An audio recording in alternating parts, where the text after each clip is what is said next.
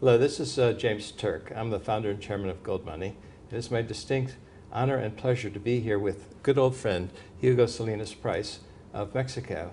People have probably read his articles on the internet and are familiar with the Libertad coin program in Mexico. And that's what I'd like to talk about today. Hugo, thank you very much. I'm very pleased to be here with you, James. Let's talk a little bit about the Libertad program.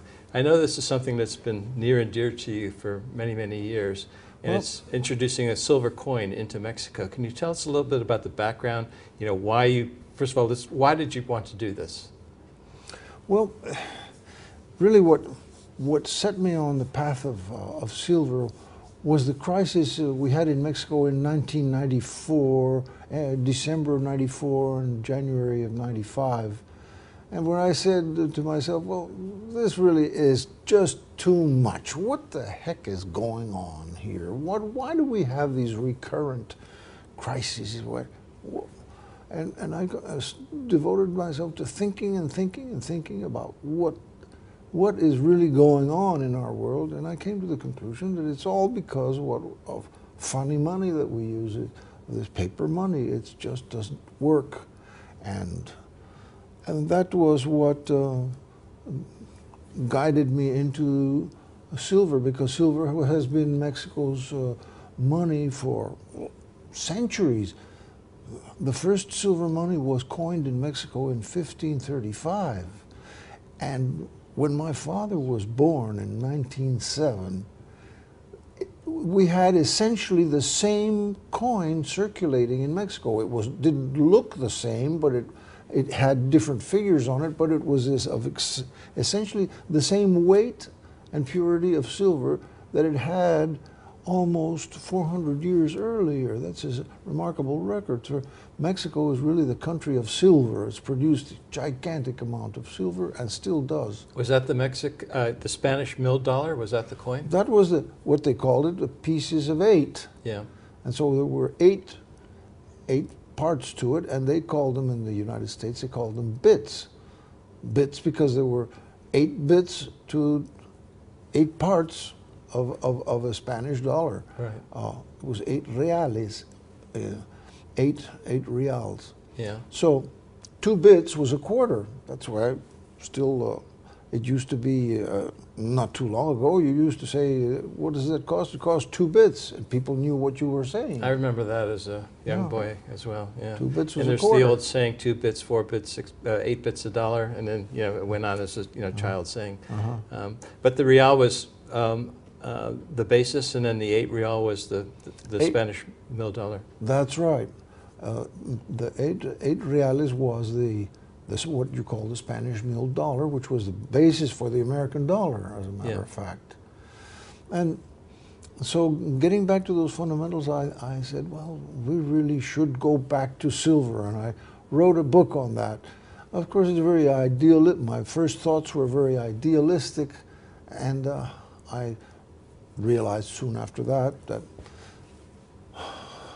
idealism wasn't going to get very far in this practical world, and we had to have something simpler and a first step towards silver, and so I came around to the idea that somehow we had to put silver back into circulation along with paper money. Why had it gone out of circulation?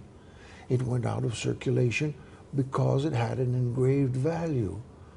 So I decided, well, I thought if we didn't have an engraved value on the coin, but simply had an official quote that gave it a monetary value, that would solve the problem of the currency going out of circulation from time to time, because there was a period there we had one silver coin we had for 25 years, and then inflation took hold in Mexico, and we could only keep a silver coin in circulation 3-5 years.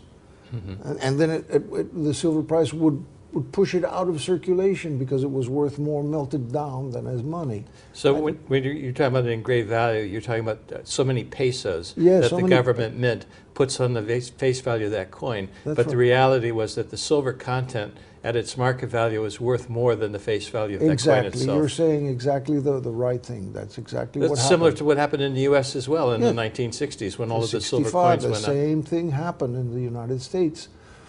And so part of the solution was don't engrave a fixed value on the coin.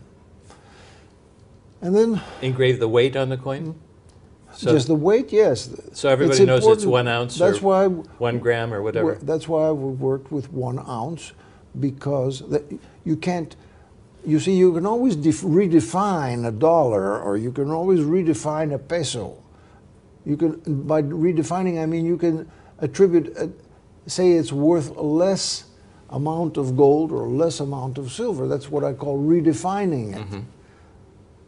But an ounce is an But ounce. an ounce is an ounce. Yeah. Once you say this is an ounce, that you can't redefine an ounce. But that's the whole key of sound money. It's just like, you know, an ounce is important to sound money as a yard is to a tailor. Sure, you have to have, or a foot is to a carpenter. You have to have an unvarying measurement to which you can refer. Right. Yes. The unit of account. The unit of account, exactly. So the problem has been that the peso is a varying unit of account. The ounce is a consistent unit of account. The peso ends up getting debased. Therefore, the silver content of the coin was higher than the peso value on the front of the coin. People would take the silver coins out of circulation, and use paper money instead. That's exactly what happened. Well, how do we get around that, and how can we dress a silver coin in such a way that it can mingle with paper money? Well, we have to give it a number. We have to give it a numeric value so that you can use that coin and calculate what you want to buy. You have to have a number that will refer to it. It's not enough to say it weighs 1 ounce. You have to say, well, but what is it worth? Mm-hmm. Because people don't think in terms of weight of silver anymore. Mm-hmm. Used to be, they used to say, well, that coin is a quarter of an ounce or a tenth of an ounce, or people used to think in terms of weight. Mm-hmm. And that's why, you know, peso means weight in Spanish. Why? Because when we made those coins after the Spanish left, we called them peso because they had the same weight as the piece of 8. Oh, I see. But they didn't have the same emblems on it, but they weighed the same. That's why we said, so dan el peso, they give the weight. They are of the same weight. That's Very what a interesting. peso means. So it's like other coins of the world, the British pound, which is a measure of weight, the old Italian lira, which is a measure of weight. In the Libra, Middle East, yes. you see dirhams and things like that. They're also measures of weight. That's right. Which goes to show that proper money, or sound money, is a consistent form of measurement. It is some weight of precious metal. Exactly.